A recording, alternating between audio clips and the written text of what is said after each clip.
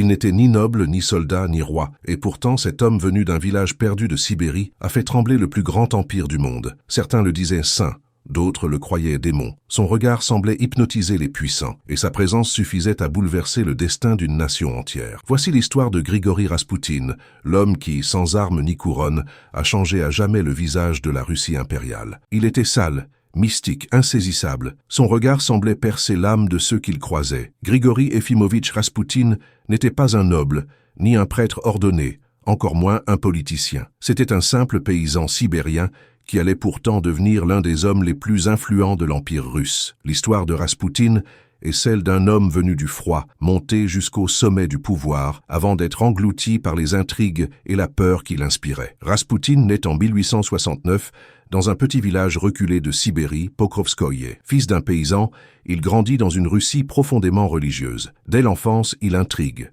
Certains le disent illuminé, d'autres visionnaire. Il a des crises de ferveur, des moments de silence et de solitude, comme s'il dialoguait avec une autre dimension. À 18 ans, il se marie avec Praskovia Dubrovin, une femme douce et patiente, mais la vie de famille ne lui suffit pas. Un jour, après une vision mystique, il quitte tout pour suivre un chemin spirituel. Il parcourt la Russie à pied, visite des monastères, prie sans relâche et gagne la réputation d'un homme pieux. Raspoutine enseigne que le salut ne vient pas seulement de la pureté, mais aussi de la conscience du péché et du pardon. Cette idée, audacieuse pour son temps, choque les autorités spirituelles, mais fascine les simples croyants. Il soigne, bénit, apaise, et peu à peu la rumeur se répand. Un homme de Dieu venu de Sibérie accomplit des guérisons. Bientôt, son nom arrive jusqu'à Saint-Pétersbourg, la capitale de l'Empire. Au début du XXe siècle, Saint-Pétersbourg brille comme une capitale de luxe et de contradictions. Sous les lustres des grands salons, on parle d'art, de progrès et de mystère. Les élites recherchent des figures capables d'apporter un souffle nouveau. C'est dans ce climat que paraît un homme venu de loin,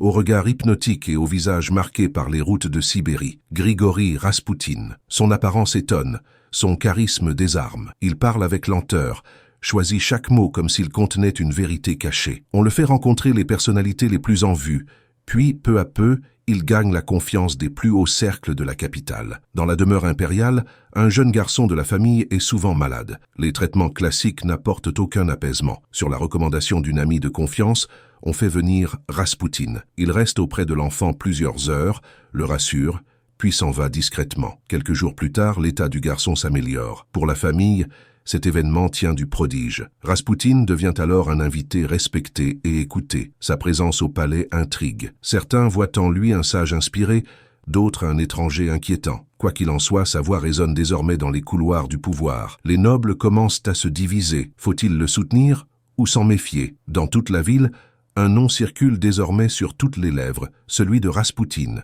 l'homme qui semble lire dans les âmes et défier les règles établies. Les rumeurs commencent à se multiplier. On l'accuse d'abuser de son pouvoir, d'aimer les excès, d'être trop proche de certaines dames de la cour. Les journaux s'en emparent et inventent des histoires de débauche et de scandales. Raspoutine devient le symbole de la décadence impériale. Pourtant, rien ne prouve les pires rumeurs. Ce qui est sûr, c'est que son attitude libre, sa parole directe et son influence grandissante irritent les élites. En 1914, la guerre éclate. Le tsar part au front, laissant la direction du pays à son épouse Alexandra, épaulée par Raspoutine. Celui-ci tente de la convaincre de rechercher la paix, mais ses paroles sont mal interprétées. On le soupçonne d'espionnage, d'influence étrangère, de manipulation. Le peuple, fatigué des défaites et de la faim, voit en lui un mal qui ronge le pouvoir. Les nobles, eux, sont convaincus que la seule façon de sauver la Russie et de l'écarter définitivement. C'est dans ce climat de peur que naît le complot. Certains membres de la noblesse se réunissent en secret. Leur but,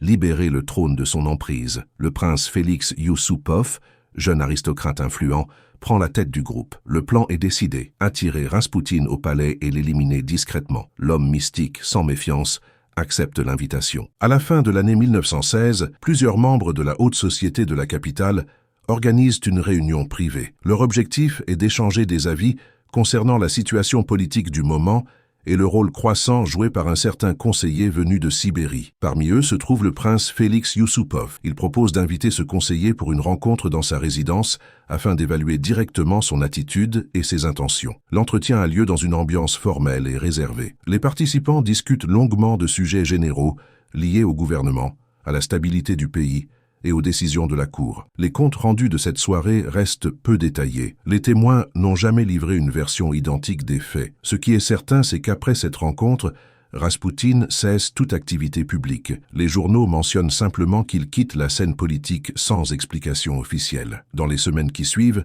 la population apprend la nouvelle et commente largement son départ. Certains y voient la fin d'une période agitée. D'autres pensent que cet événement annonce des changements plus profonds à venir dans la société russe. Au début de l'année 1917, la situation générale de la Russie change profondément. Les institutions traditionnelles perdent leur stabilité et de nouveaux courants d'idées apparaissent dans les grandes villes. Après la disparition de Raspoutine, la cour doit se réorganiser et de nouveaux conseillers prennent la relève. Quelques mois plus tard, des mouvements sociaux importants se forment à travers le pays. Le pouvoir en place connaît alors une transformation complète. Le souverain quitte ses fonctions et un nouveau régime s'installe. L'ancien ordre impérial, qui dominait depuis des siècles, appartient désormais au passé. Dans ce contexte, le souvenir de Raspoutine reste présent. Certains chercheurs considèrent qu'il a été un symbole des tensions de l'époque. D'autres y voit simplement le reflet d'une société en mutation rapide. Son parcours, parti d'un petit village de Sibérie jusqu'au plus haut cercle décisionnel,